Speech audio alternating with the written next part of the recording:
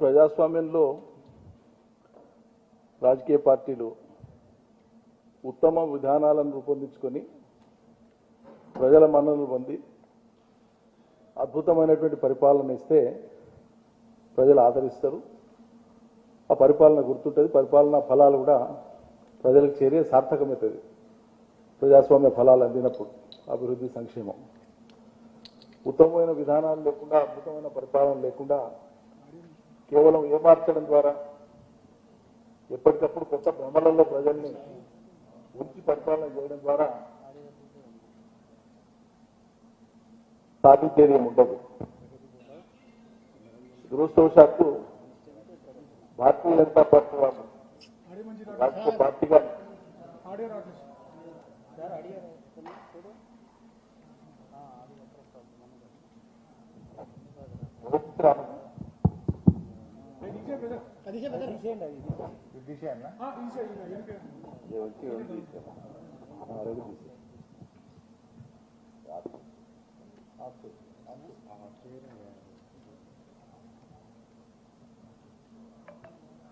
ప్రజాస్వామ్య పాలనలో ఉత్తమమైనటువంటి విధానాల రూపకల్పన, అద్భుతమైనటువంటి పరిపాలన అందించడం ద్వారా మాత్రమే ప్రజాస్వామ్యం పరిపుష్టి కావడం, ప్రజాస్వామ్య ఫలితాలు ప్రజలకు అంది ప్రజలు ఆదరించడం అనేటువంటిది సచ్చీలమైనటువంటి ప్రజాస్వామ్యానికి ఒక తార్కాణం.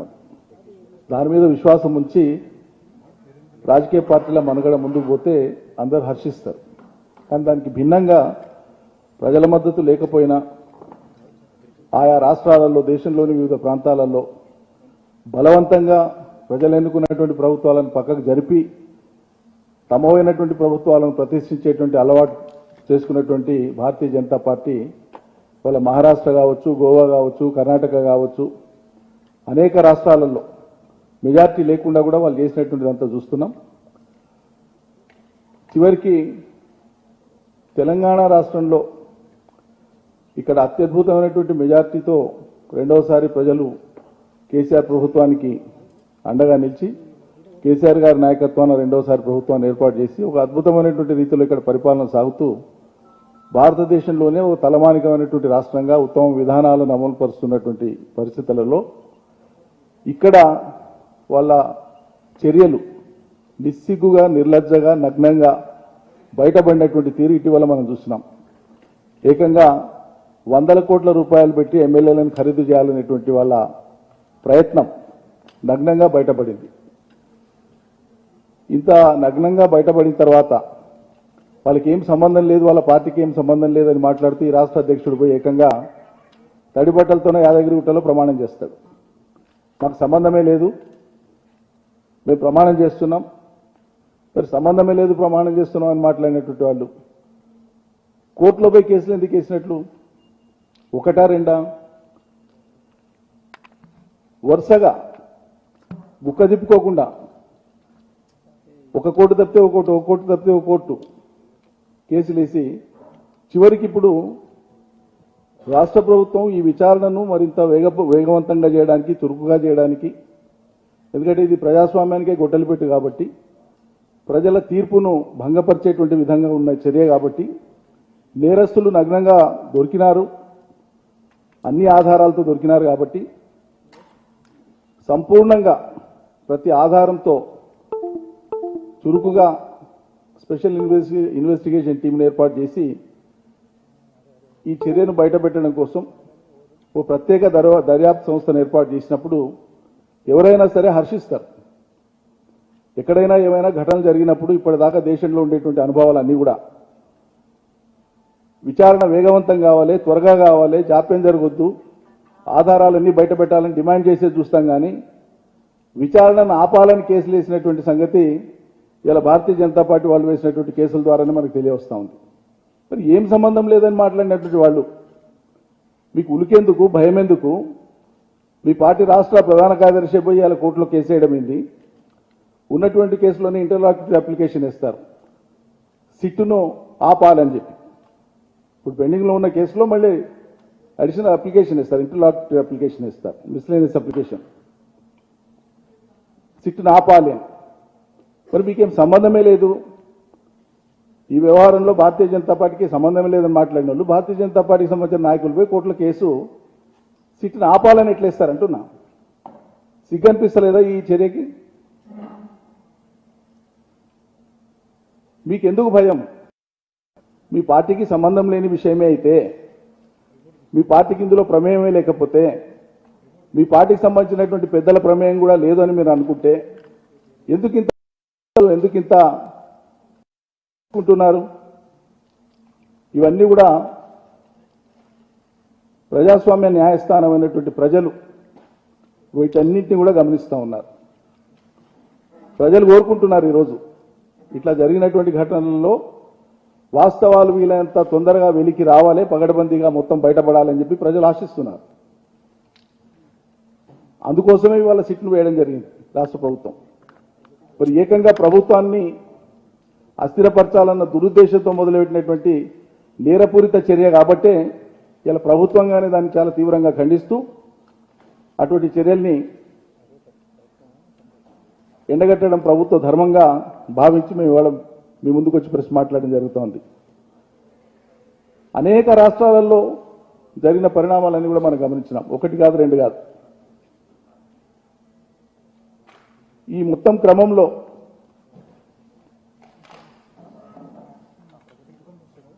విచారణ జరగాలి, వేగవంతంగా జరగాలి, వాస్తవాలు వెల్లడిలోకి రావాలి, ఏ స్థాయి వాళ్ళు ఉన్నా బయటికి రావాలని కోరడం అనేటువంటిది చాలా సహజమైనటువంటిది.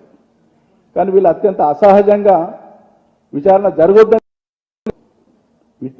జరగొద్దు, ఆపాల విచారణ అన్న అనడంలోనే మరి ఒక జాతీయ పార్టీ, దేశాన్ని రెండోసారి ఏలుతున్నటువంటి పార్టీ, సచ్చీలతకు మారుపేరు మేమని చెప్పుకునేటువంటి పార్టీ, ప్రజాస్వామ్యానికి మేము కంకణబద్ధులమై ఉంటామని చెప్పేటువంటి పార్టీ, ఇది ఎట్లా తగ్గుతుంది? మీకు సిగ్గుపడాలి కదా ఇది.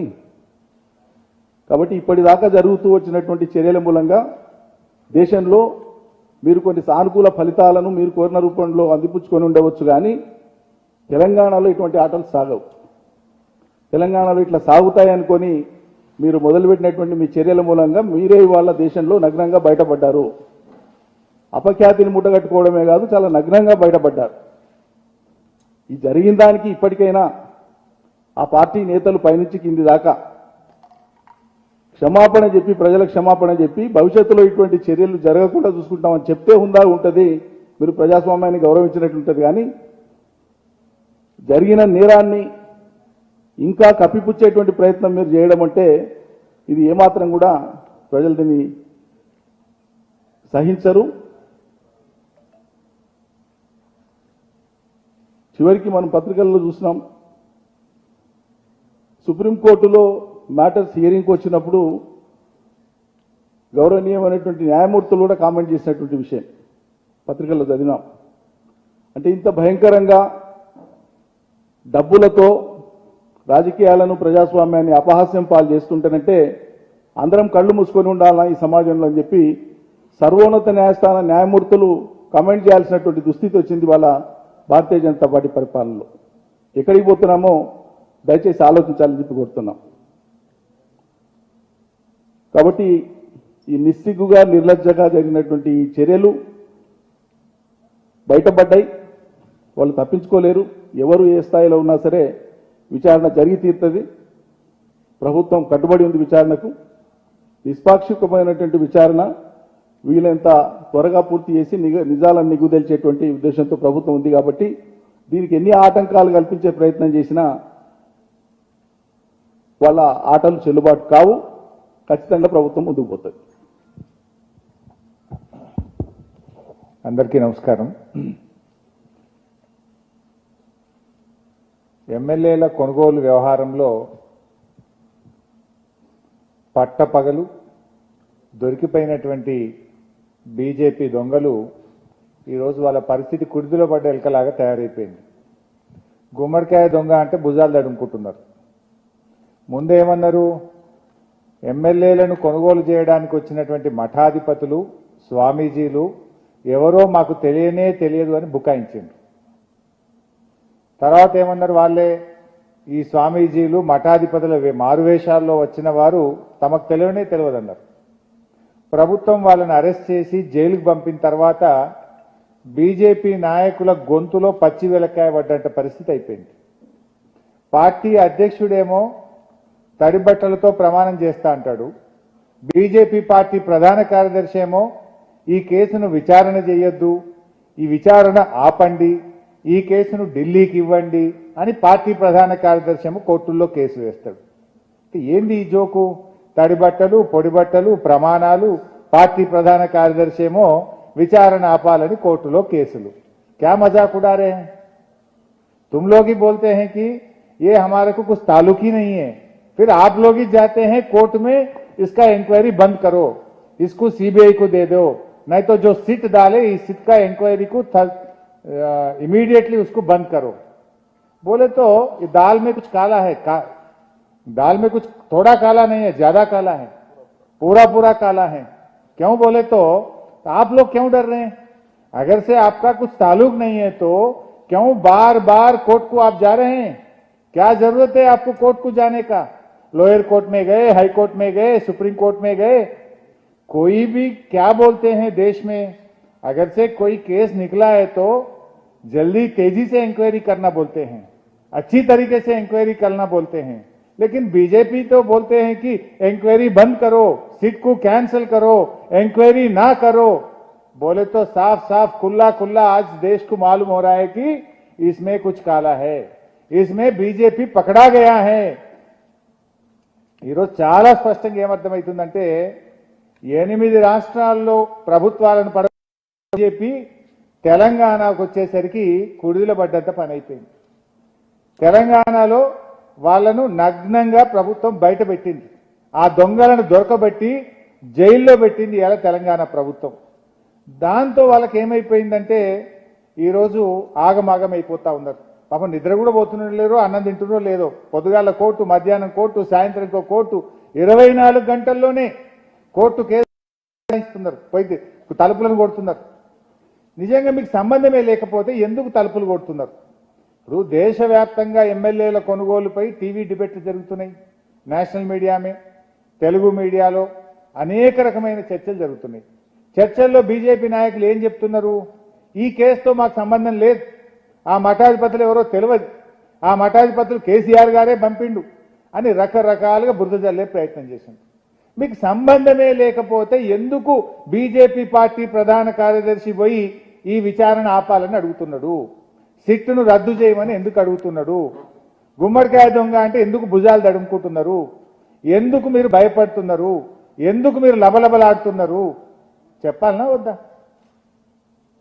మొన్ననేమో మొదట్లో ఏం చేసిండ్రు? ఈ కేసును సిబిఐకి ఇవ్వాలని చెప్పి ప్రేమేందర్ రెడ్డి గారు బీజేపీ ప్రధాన కార్యదర్శి గారు హైకోర్టుకు పోయింది. మళ్ళీ ఈ రోజు ఏం చేసిండ్రు? నిన్న గౌరవ ముఖ్యమంత్రి గారు తెలంగాణ ప్రభుత్వం నిష్పాక్షికంగా,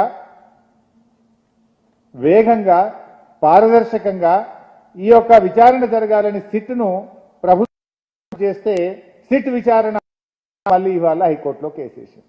అంటే దీన్ని బట్టి ఏమర్థమవుతుంది? పక్కా మీరే ఉన్నారు. బీజేపీ పార్టీ బండారం ఏడ బయటపడుతుందో, బీజేపీ కుట్రలన్నీ ముందు మొత్తం బట్ట బయలైపోతే ఇజ్జత్ మానం పోతుందని చెప్పి దీన్ని ఆపాలని ప్రయత్నం చేస్తారు. అంతే కదా తెలంగాణ భాషలు చెప్తే, ఇంకేమైనా ఉన్నదా? పరువు కాపాడుకుందామని విచారణ ఆపాలని ప్రయత్నం చేస్తున్నారు. నిజానికి మీరు ఏం చేయగలిగింది లేదు. మీ ముందు ఒకటే ఆప్షన్ ఉంది, నిజాన్ని ఒప్పుకొని చెంపలేసుకొని ఈ తాప ఇంకోసారి ఏడ ఇటువంటి పని చేయము, ఇంకోసారి మేము ప్రభుత్వాన్ని పడగొట్టడం అని చెప్పడం తప్ప ఇంకో గత్యంతరం ఇవాళ బీజేపీ ముందు లేదు. పరువు పోతలేదు, మాకు సంబంధం లేదని బట్టిది, తడిగుడ్డలతో ప్రమాణం అంటిది, మళ్ళీ కోర్టు కేసులో పోవట్టే. అధ్యక్షుడు ప్రమాణం చేస్తాడు, ప్రధాన కార్యదర్శి ఏమో. ఇదేమి జోకు ఇది? గాయంత అర్థం కాదా ప్రజలకు? ప్రజలు తేల్చారు, అరే ప్రజా కోర్టు లేదా, ప్రజా న్యాయస్థానం ఉంటుంది కదా, ప్రజలు గమనిస్తలేరా? దేవుణ్ణి కూడా ఎట్లా వాడుకుంటారో కూడా అర్థం కాబట్టి. మరి సంబంధమే లేకపోతే పార్టీ ప్రధాన కార్యదర్శి డైరెక్ట్గా ఎందుకు వేస్తుండు కేసులు? ఈ విషయానికి సమాధానం చెప్పాలనా వద్దా? ఇప్పుడు ఏమైపోయిందంటే ఢిల్లీ నాయకులు, గల్లీ నాయకులు అంతా గత్తర్ ఆగమాగం అవుతురుగా, బేచేం సమజ్మైన క్యా కర్నా ఇన్ లోగోं को. సో ఈ విషయం అర్థమవుతుంది. మా అన్నగారు చెప్పినట్టు, నిరంజన్ అన్న గారు చెప్పినట్టు, ప్రపంచంలో ఎప్పుడైనా ఏదైనా కేసు దొరికితే ఏం మాట్లాడతారే? రాజకీయ పార్టీలైనా, ప్రజాప్రతినిధులైనా, సంస్థలైనా అరే కేసు తొందరగా విచారణ జరగాలి, న్యాయం జరగాలి, నిజానిజాలు తేల్చాలి, వేగవంతమైన దర్యాప్తు జరగాలి, నిష్పాక్షికమైన దర్యాప్తు జరగాలని ఎవడైనా భూమి మీద మాట్లాడతాడు. కానీ దర్యాప్తు ఆపాలి, దర్యాప్తు చేయొద్దు, దర్యాప్తు మీద స్టే ఇవ్వండి, ఇది ఎక్కడి కథ ఇది? అంటే దర్యాప్తు జరిగితే తమ బండారం ఏడ బయటపడుతుందో, ఆయనతో ఉన్న ఇజ్జత్మానం ఏడబోతుందేమో, పరువు పోతుందేమో అని చెప్పి ఈ రకమైనటువంటి కుట్రలకు ఇవాళ బీజేపీ నాయకులు పాల్పడతా ఉన్నారు.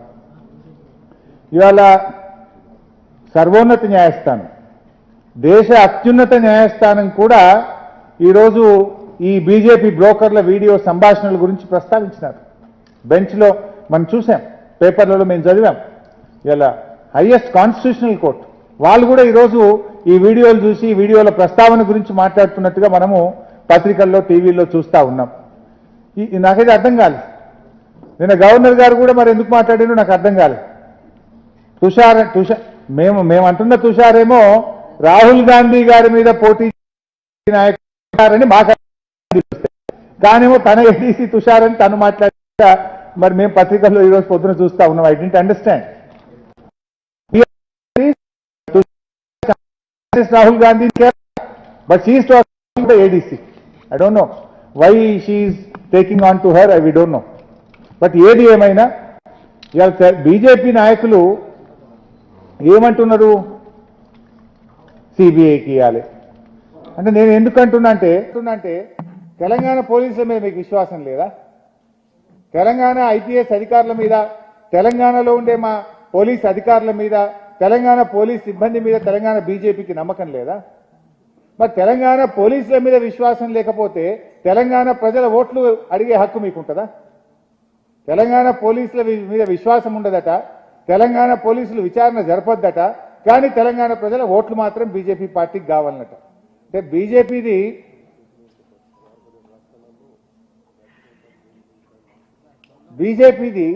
తెలంగాణ వ్యతిరేక ధోరణి, ఇది ఒక కక్షపూరితమైన వైఖరి. మరి బీజేపీ 16-17 రాష్ట్రాల్లో అధికారంలో ఉంది కదా, ఆయా రాష్ట్ర ప్రభుత్వాలు ఏ కేసుల మీద విచారణ జరపలేరా?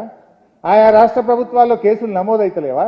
ఆయా రాష్ట్ర ప్రభుత్వాల్లో కేసులు నమోదైతే మీ మీద నమ్మకం లేదు, మొత్తం సిబిఐకి ఇమని అడుగుతున్నారా? మరి అంటే ఇలా తెలంగాణ ప్రజల మీద, తెలంగాణ పోలీసుల మీద ఒక కక్షపూరితమైన, కుట్రపూరితమైన, పక్షపాతమైనటువంటి వైఖరిని ఇవాళ బీజేపీ అవలంబిస్తూ ఉంది. ఇప్పుడు ఇవాళ ఏం చేసింది తెలంగాణ పోలీసులు? ఏం చేసిండ్రు? దొంగను పట్టుకోవడం తప్ప? ఎమ్మెల్యేలను కొంటామని చెప్పి బహిరంగంగా, నిస్సిగ్గుగా, నిర్లజ్జగా మేము ఎమ్మెల్యేలను కొనడానికి వచ్చినామని వీడియోలతో సహా బయటపడితే చెంపలేసుకొని తలదించుకోవాలి. కానీ ఇంకా మీరేదో ఎమ్మెల్యేలు ఈ దొంగలను పట్టుకోవడం తప్పు, వీళ్ళ మీద విచారణ చేయడం ఆపాలి అని ఎవరన్నా మాట్లాడతారా ఎక్కడన్నా? అది కూడా గంటల వ్యవధిలో. కొద్ది గంటలేమో మాకు సంబంధమే లేదు, వీళ్ళెవరో తెలియదు, స్వామీజీల విషయంలో డ్రామాలు ఇస్తామంటారు. మళ్ళా కొద్ది గంటల్లోనే బీజేపీ పార్టీ ప్రధాన కార్యదర్శి కోర్టులో కేసేస్తాడు, విచారణ ఆపాలంటాడు, సిబిఐకి ఇవ్వాలంటాడు, సిట్ విచారణ ఆపాలంటాడు, సిట్ను రద్దు చేయాలంటాడు. చప్పు అందరికీ అర్థమవుతుంది కదా, చిన్న పిల్లలకు కూడా అర్థమైపోతుంది. వీళ్ళు దొరికిపోయి పూటకో మాట, ఒక్కొక్క లీడర్ ఒక మాట, గల్లీ బీజేపీ ఒకటి, రాష్ట్ర బీజేపీ ఒకటి, ఢిల్లీ బీజేపీ ఒకటి, టీవీ చర్చల్లో ఒకటి, కోర్టుల్లో ఒకటి, ప్రెస్ మీట్లలో ఒకటి, దేవాలయాల దగ్గర ఒక డ్రామా, ఒక్కట గిన్నె.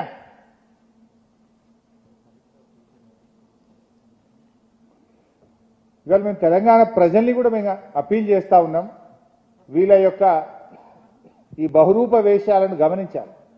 బీజేపీ నాయకులు ఆడుతున్న నాటకాలను కూడా మీరు గమనించండి. వీళ్ళు ఎన్ని రకాలుగా ఈరోజు పూట పూటకు మాట మారుస్తూ నగ్నంగా దొరికిపోయి ఇంకా బుకాయించే ప్రయత్నము, ఒకవైపు సంబంధం లేదనడము, మరోవైపు కోర్టు కేసులు. మీకు సంబంధం లేని వ్యక్తులైతే మీరెందుకు కోర్టుకు పోతున్నారు? మీకు సంబంధమే లేకపోతే ప్రెస్ మీట్లు పడిపడి మీరెందుకు పెడుతున్నారు? సంబంధమే లేకపోతే ఉరుకురికి బెయిల్ రాగానే ఎందుకు రిసీవ్ చేసుకుంటున్నారు? ఇది ఈ మాత్రం అర్థం కాదా ప్రజలకు? ఇవాళ ప్రజలకు అన్ని విషయాలు కూడా చాలా స్పష్టంగా అర్థమవుతా ఉన్నాయి. వాస్తవానికి మీకు ఒకవేళ నిజాయితీ ఉంటే, చిత్తశుద్ధి ఉంటే సహకరించండి విచారణకు. నిష్పాక్షమైన విచారణ జరగాలి, వాస్తవాలు బయట పెట్టాం, అన్ని విషయాలు బయటకు రావాలని చెప్పాలి. కానీ మీరు కోర్టు కేసులకు పోయేదాన్ని బట్టి అర్థమవుతుందంటే బీజేపీ నాయకులది దొరికిపోయిన దొంగలు, తేలు కుట్టిన దొంగల్లాగా ఉన్నారు వాళ్ళ పరిస్థితి. ఎందుకంటే అసలు నోరా తాటిమట్టని అన్నట్టు. ఇప్పుడు నోరు నాలుకుంటే ఒక పద్ధతి ఉంటుంది, ఒక స్టాండ్ మీద ఉంటాం, ఒక మాట మీద ఉంటాం. सुबह एक शाम में एक, आज एक कल एक, 2 दिन पहले एक बात, 2 दिन के बाद एक बात, टीवी डिस्कशन में एक बात, कोर्ट में दूसरा बात. क्या बोल रहे हैं तुम लोग? जो टीवी डिबेट में बता रहे थे ये लोग कौन है हमें नहीं मालूम, हम जानते नहीं इन लोगों को बोलते. फिर बीजेपी जनरल सेक्रेटरी खुद जाके कोर्ट में केस क्यों डाल रहे? अगर से आपको कुछ ताल्लुक ही नहीं है, केस क्यों डाल रहे हैं? कुछ ताल्लुक ही नहीं है तो बीजेपी जनरल सेक्रेटरी पूरे छोटे लोअर कोर्ट से हाई कोर्ट से सुप्रीम कोर्ट तक भाग भाग के केस क्यों डाल रहे हैं? आप क्या पूछ रहे हैं? इंक्वायरी रोको, सिट को रोको, ये ऐसा कोई बोलते हैं? इससे साफ साफ मालूम हो रहा है कि इसके पीछे बीजेपी है, बीजेपी के बड़े लोग हैं.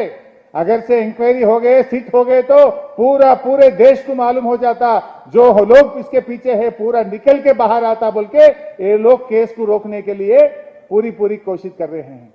लेकिन हमें न्याय व्यवस्था पे पूरा भरोसा है, जरूर इसमें सच्चाई बाहर आएगा, जरूर पूरे बात बाहर निकलेगा, అన్ని విషయాలు కూడా బయటకు వస్తాయి, న్యాయం గెలుస్తుంది, ధర్మం గెలుస్తుంది అనేటువంటి నమ్మకం ఇవాళ మాకుంది. తప్పకుండా నిష్పాక్షమైనటువంటి విచారణ జరుపుతారు, అన్ని విషయాలు కూడా బయటకు తెస్తాం. సో కానీ ఒక విషయం తెలంగాణ ప్రజలకు కూడా మేము చేసే అప్పీల్ ఏంటంటే, మొన్న తడిబట్టల మాట ఏంది, ప్రధాన కార్యదర్శి పోయి కోట్ల కేసులు వేసుడేంది, సంబంధం లేదనుడేంది, ఈ కోట్లలో పోయి ఆపుడేంది, ఈ అన్ని విషయాలు కూడా తెలంగాణ సమాజం, మేధావులు, విద్యార్థులు, ఉద్యోగులు, యువకులు ఈ యొక్క ఇంత నిర్లజ్జగా నిస్సిగ్గుగా వీళ్ళ యొక్క వ్యవహార శైలిని గమనించాలని చెప్పి కూడా మేము ఈ సందర్భంగా విజ్ఞప్తి చేస్తా ఉన్నాం. Thank you.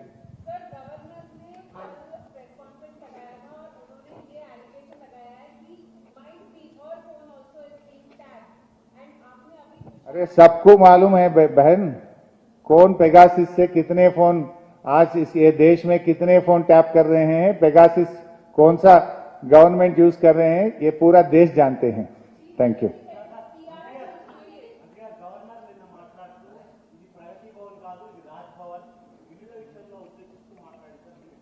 సరే, రాజ్యాంగ వ్యవస్థలో ఉన్నటువంటి వ్యక్తులు కొంత గౌరవప్రదంగా ఉండాలి, కానీ తమ విలువల్ని దిగదార్చుకొని స్థాయిని మర్చి ఈ రకమైనటువంటి మాటలు మాట్లాడడం సబబైనటువంటి విషయం కాదు. మేము అంతకంటే గట్టిగా మాట్లాడగలుగుతాం, ఘాటుగా మాట్లాడగలుగుతాం, కానీ మేము కొన్ని విలువలు, కొన్ని బాధ్యతలతో ఉన్నాం. ఇవాళ మా మంత్రి సబితా ఇంద్రారెడ్డి గారు కూడా అక్కడికి వెళ్ళారు. She is trying to clarify her doubts. We expect her to clear the bills. Thank you.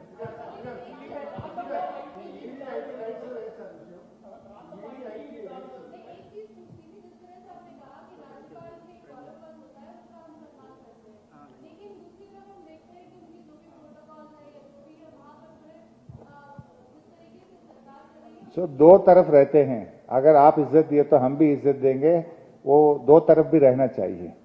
Any how అంటే మా రిక్వెస్ట్ ఏంటంటే, నేను చాలా విషయాలు చెప్పగలుగుతా కానీ మేము చెప్పిన ఇష్యూ డైల్యూట్ అవుతుంది కనుక దయచేసి we will confine to our topic. Thank you very much.